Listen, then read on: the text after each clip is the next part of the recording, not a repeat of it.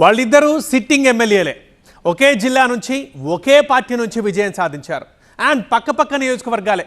2023లో ఎన్నికల ఫలితాలు వచ్చేదాకా ఒక్కగూటి పక్షులుగా ఉన్న ఆ ఇద్దరు నేతలు ఆ తర్వాతే పరస్పరం పరాయి వాళ్ళు అయిపోయారు. అయినా ఎప్పుడు పెద్దగా విమర్శించుకొని ఈ నేతలు ఇప్పుడు మాత్రం సడన్గా కస్సుబుసులాడుతుండడం రాజకీయంగా చర్చకు కారణమవుతోంది. ఒకరి ఇలాఖలోకి మరొకరు వెళ్ళి సవాళ్లు విసరడం ఏదైతే ఉందో ఇదేదో తేడాగా ఉందంటూ రాజకీయ వర్గాలు గుసగుసలాడుకుంటున్నాయట. ఇంతకీ ఎవరా నేతలు, ఏంటా కథ? జగిత్యాల జగడంలో కొత్త ట్విస్ట్. తెర మీదకు కోరుట్ల ఎమ్మెల్యే సంజయ్. జగిత్యాల ఎమ్మెల్యేకు రాజీనామా సవాల్. మరి ఛాలెంజ్ ని సంజయ్ స్వీకరిస్తారా లేదా? ఉమ్మడి కరీంనగర్ జిల్లాలో జగిత్యాల రాజకీయం అంతకంతకు వేడెక్కుతూనే ఉంది. 2023లో ఇక్కడ బీఆర్ఎస్ ఎమ్మెల్యేగా గెలిచిన సంజయ్ కుమార్ అధికారం దక్కించుకున్న కాంగ్రెస్ వైపు వెళ్లడమే దీనికి గల కారణమని చెప్పొచ్చు.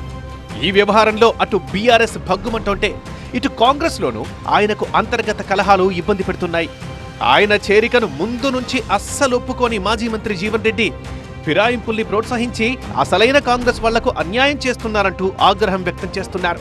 సందు దొరికితే చాలు నిరసన తెలిపేందుకు ప్రయత్నం చేస్తూనే ఉన్నారు. దీంతో రాజకీయంగా జగిత్యాల హాట్ టాపిక్ అవుతోంది.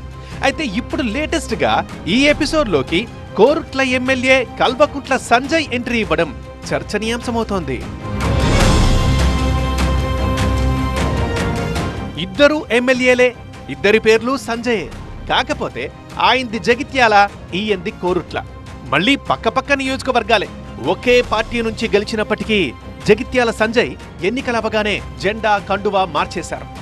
అభివృద్ధి కోసమంటూ కాంగ్రెస్ పంచన చేరారు. కోరుట్ల ఎమ్మెల్యే మాత్రం బీఆర్ఎస్ లోనే కొనసాగుతున్నారు. అయితే ఇప్పుడు ఇద్దరు ఎమ్మెల్యేల మధ్య మాటల యుద్ధం పెరిగిపోవడం రాజకీయంగా దుమారం రేపుతోంది. ఇది ఎక్కడిదాకా వెళ్ళిందంటే దమ్ముంటే రాజీనామా చేసి ఎన్నికలకు వెళ్దాం రా అంటూ సవాళ్లు విసురుకుంటున్నారు నేతలు. బీఆర్ఎస్ నుంచి గెలిచి కాంగ్రెస్ కండువా కప్పుకున్న సంజయ్ రాజీనామా చేయాలని, ఆయనపై కావాలంటే తాను పోటీకి దిగుతానని కోరుట్ల ఎమ్మెల్యే సంజయ్ ఛాలెంజ్ చేయడం జిల్లా రాజకీయాల్లో వేడి పుట్టిస్తోంది. వైద్యం కోసం అందరూ జగిత్యాలకే వస్తున్నారని, తాను చేసిన అభివృద్ధితోనే ఇది సాధ్యమైందని ఇటీవలే ఎమ్మెల్యే సంజయ్ వ్యాఖ్యానించారు.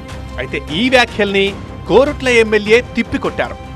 జగిత్యాల ఆత్మగౌరవాన్ని దెబ్బతీసిన సంజయ్ అసలు ఏ పార్టీలో ఉన్నారో కూడా చెప్పుకోలేకపోతున్నారంటూ ఎద్దేవా చేశారు. కావాలంటే ఎమ్మెల్యే పదవికి ఇద్దరం రాజీనామా చేద్దాం, జగిత్యాలలో నేను పోటీకి సిద్ధం అంటూ సవాల్ చేశారు కోరుట్ల ఎమ్మెల్యే సంజయ్.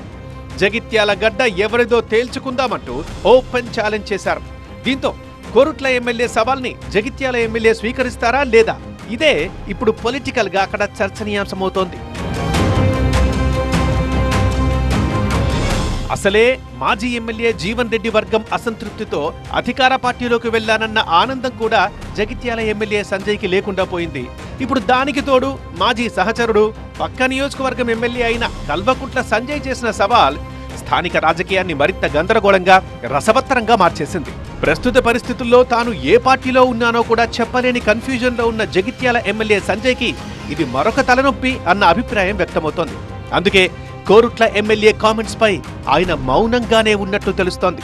కాకపోతే ఆయన రియాక్షన్ ఎలా ఉంటుందన్న ఆసక్తి మాత్రం కొనసాగుతోంది. ఈ ఇద్దరి మధ్య మొదలైన పొలిటికల్ వార్ ఎటు దారి తీస్తుందోనన్న ఉత్కంఠ కొనసాగుతోంది.